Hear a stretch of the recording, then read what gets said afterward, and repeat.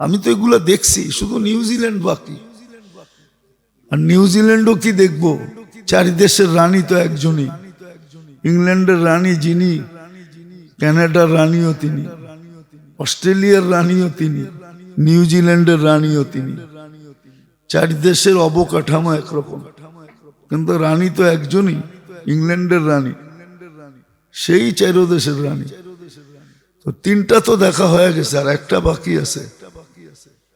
তাইলে উন্নত দুনিয়া শেষ। আমি তো ভিতরে ঢুকা বলতেছি, মুসলমান যতটুকু এনজয় করে এতটুকু এনজয় কেউ করে না। দুনিয়ার কোন খাদেমকে আল্লাহ এনজয় করতে দেয় না। ওরা তো পয়দাই করছে মুসলমানের সেবার জন্য। ওরা এনজয় করবে কি? ওরা সেবাই করবে, ওরা সেবাই করবে। বলবেন তাইলে ওদের হাতে আমরা নির্যাতিত কেন? আমার ভুলে আমি নির্যাতিত? কবি না বলছে, খুদ ফসা কয়েদ মে বুলবুল ক্যা খতা সৈয়াদ কি। खुद फंसा कैद में बुलबुल क्या खता सयाद की। गुल पे आशिक हो के बुलबुल जिंदगी बर्बाद की। ফুলের নিশায় পড়ে না বুলবুল যে খাঁচায় ঢুকছে। আমাদের দুরবস্থা আমাদের ভুলের কারণে, আল্লাহর কারণে তো না। আমাদের ভুলের কারণে আজকে আমরা দুর্দশার শিকার, ওদের হাতে নির্যাতিত। নাহলে ওদের হাতে নির্যাতিত তো হইতাম না। ওরা আমাদের তেল মালিশ করতো, পাও টিপত, ছিল এক সময় ছিল। এই ইতিহাসও দুনিয়ার ইতিহাসের, এই ইতিহাসও ইতিহাসের পাতায় আছে না? নাই? অবশ্যই আছে, আপনাকে খুঁজে বাড়ি করতে হবে। তো দুরবস্থা আমাদের ভুলের কারণে, নাহলে দুরবস্থা হওয়ার কথা ছিল না। বলবেন সাহাবা তো ব্যবহার করে নাই। ওনাদের জীবনের চিত্র দেখলে দেখা যায় বড়ই দারিদ্র ছিল। হ্যাঁ, ব্যবহার করে নাই, এটা ওনার ইচ্ছা, ওটা ওনার। আপনি খানা নিয়ে আসলেন, আমি খাইলাম না, আমার ইচ্ছা। আপনি গাড়ি দিলেন, আমি ব্যবহার করলাম না, আমার ইচ্ছা। সাহাবায়ে কেরামকে আল্লাহ দিতে চেয়েছেন, ওনারা ব্যবহার করে নাই। ওনারা বলছে না, আমাদের পীরই যখন করে নাই আমরা করব কেন? আমাদের পীরকেই তো আল্লাহ দিতে চেয়েছিলেন সমগ্র জগতের ভান্ডারের চাবি। পাহাড়কে সোনা বানায় দিতে চেয়েছিলেন। উনি যখন ডিনাই করছে, আমরা নিব তো নিব কি করে? ব্যবহার করব তো করব কি করে? আমাদের তো নিশাই ছিল যে আমরা ওনার সাথে মিলব, ওনার সঙ্গে উঠব। দুনিয়াতে যেরকম ওনার পাশে আছি, জান্নাতও ওনার পাশেই থাকবো। আমাগো সোসাইটির মধ্যে যেন নবীজির সোসাইটিটা হয়। নিশা ছিল, আমাদের নিশা নাই। এই জন্যই আমরা কামরা কামরি করি, এই জন্যই আমরা কামরা কামরি করি। নাহলে তো কামরা কামরির দরকার ছিল না।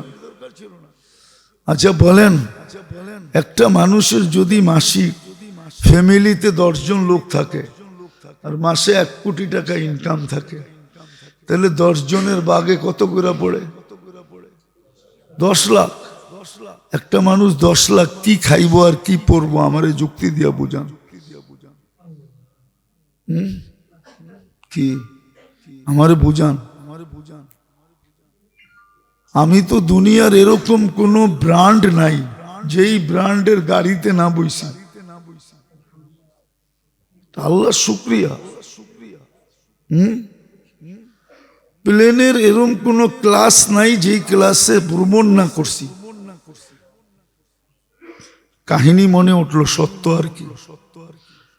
পাঠান বলে এক বুঝের হয়, পাঠান মানে যেটা বোঝে তো বুঝি, ছেলে থাকে দুবাই, যাইব তো প্লেনে উঠা যা ফার্স্ট যেই আগে উঠছে তো প্লেনে ফার্স্ট ক্লাস থাকে প্রথম, ইকোনমি থাকে পিছে।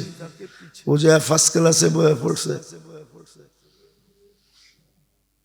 ফার্স্ট ক্লাসে বয়ে পড়ছে। এয়ার হোস্টেস যা বলছে এটা তোমার সিট না, আমি প্রথম প্লেনে উঠছি, প্রথম দুবাই যাইতেছি, আমি এইখানে বসছি, উঠবো না।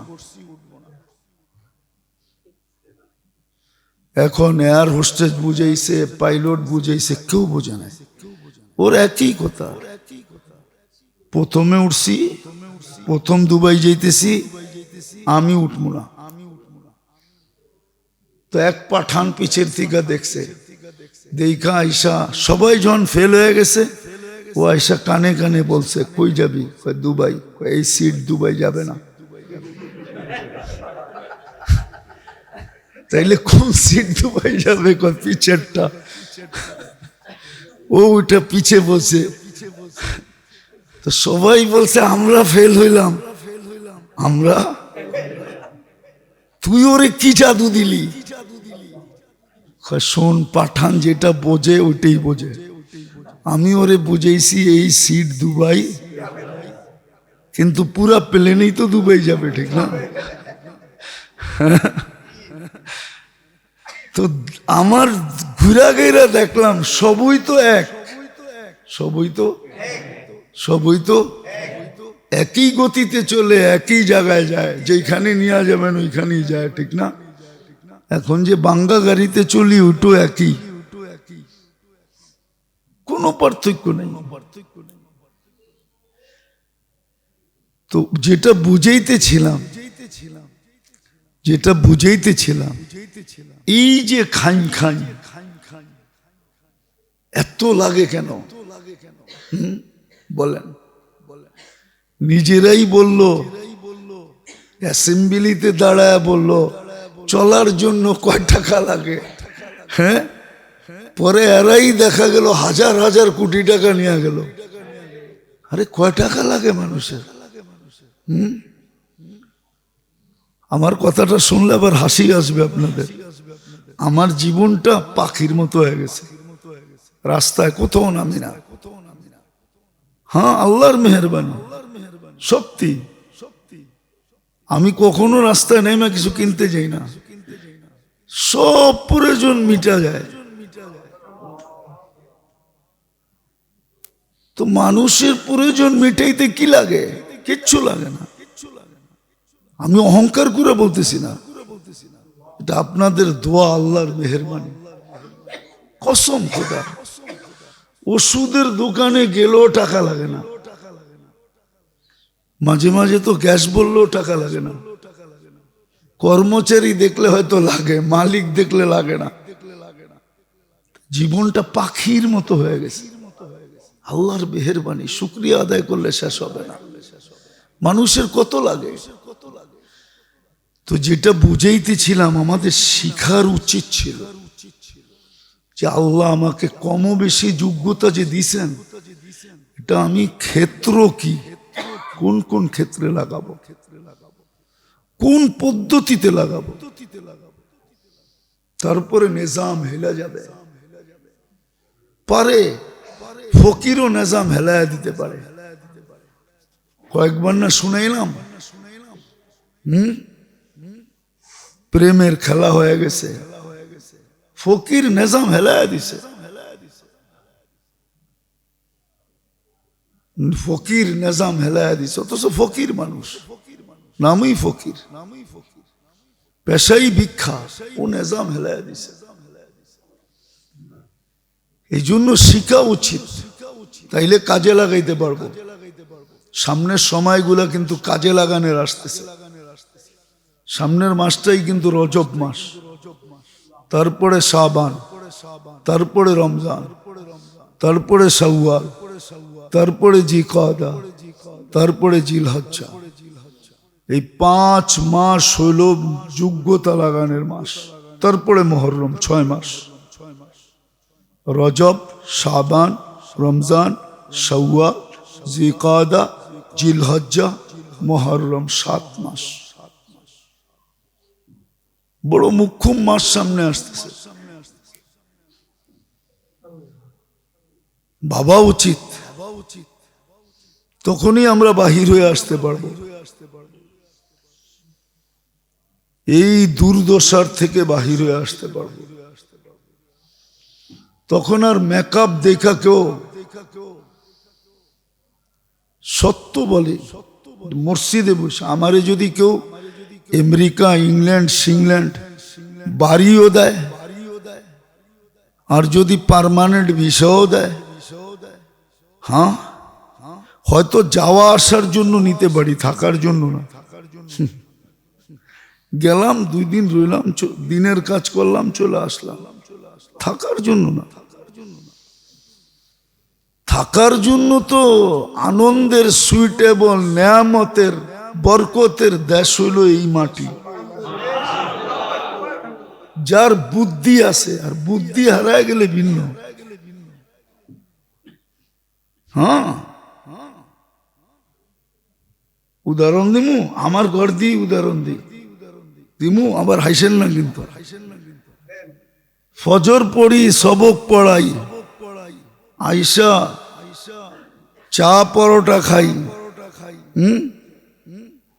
তারপরে নাকটাই না 2 জনে 11টা পর্যন্ত ঘুমাই, 12টা পর্যন্ত ঘুমাই। কাজের লোক আসে, সব রেডি করে ঘুমের থেকে উঠি, তারপরে ওষুধ খাই, আবার নাস্তা খাই। এই মজা কি ইংল্যান্ডে সম্ভব?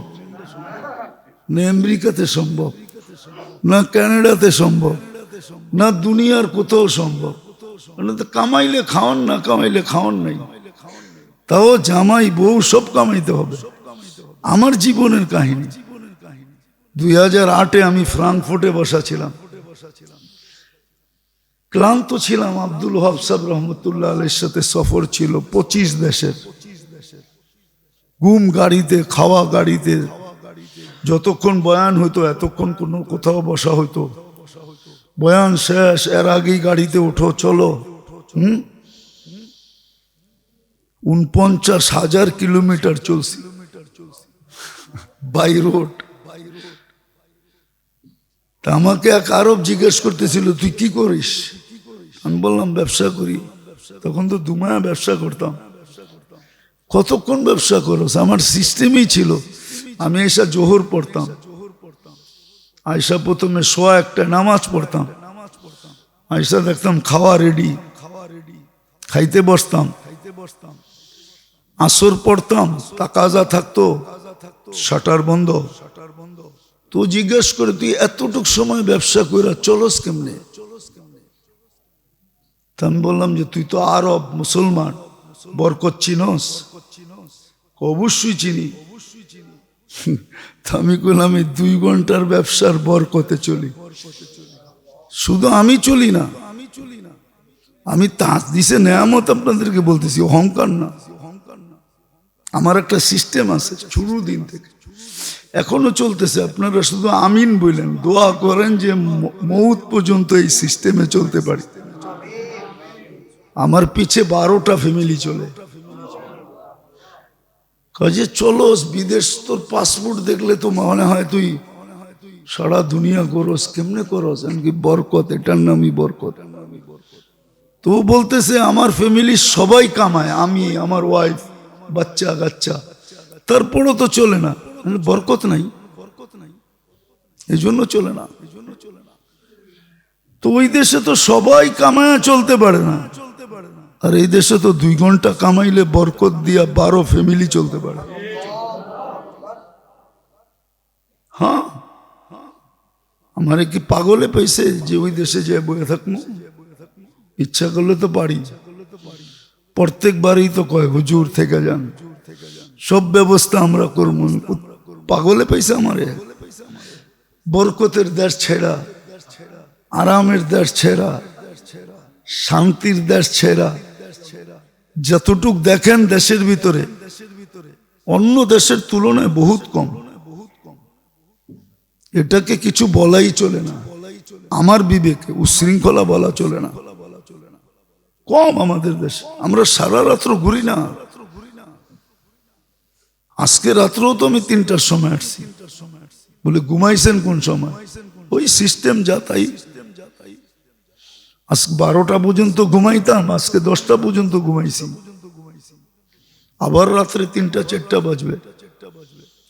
রাত্রে আবার আমি রাত্রেই যাব বাংলাদেশের এক মাথায়। হ্যাঁ, কালকে দুপুরে আমার প্রোগ্রাম এখানে রাঙ্গুনিয়া লিচু বাগান। উনি চিনে কোন জায়গায়। বাংলাদেশের এক মাথায় যেমন এইভাবেই চলতেছে। কিন্তু আলহামদুলিল্লাহ আমাদের দেশের মতো বরকত, জীবন যাত্রা সহজ দুনিয়ার কোনো দেশে নেই। আমাদের শুকরিয়া আদায় করা উচিত। আমরা তো খালি অভিযোগ করি, শুকরিয়া আদায় করি না। আপনি বিদেশ বললে বুঝবেন যে এই কোন দেশে আছেন। 150 টাকার তেহারি কিনলে পুরান টাউন থেকে একজনে পুরা খাওয়া যায় না। 150 টাকায় কয় ডলার হয়? $1 সাম পয়সা। $1 দিয়ে দুনিয়াতে ½ লিটার পানি পাবেন না। আপনি তেহারি খাবেন? এই তেহারি?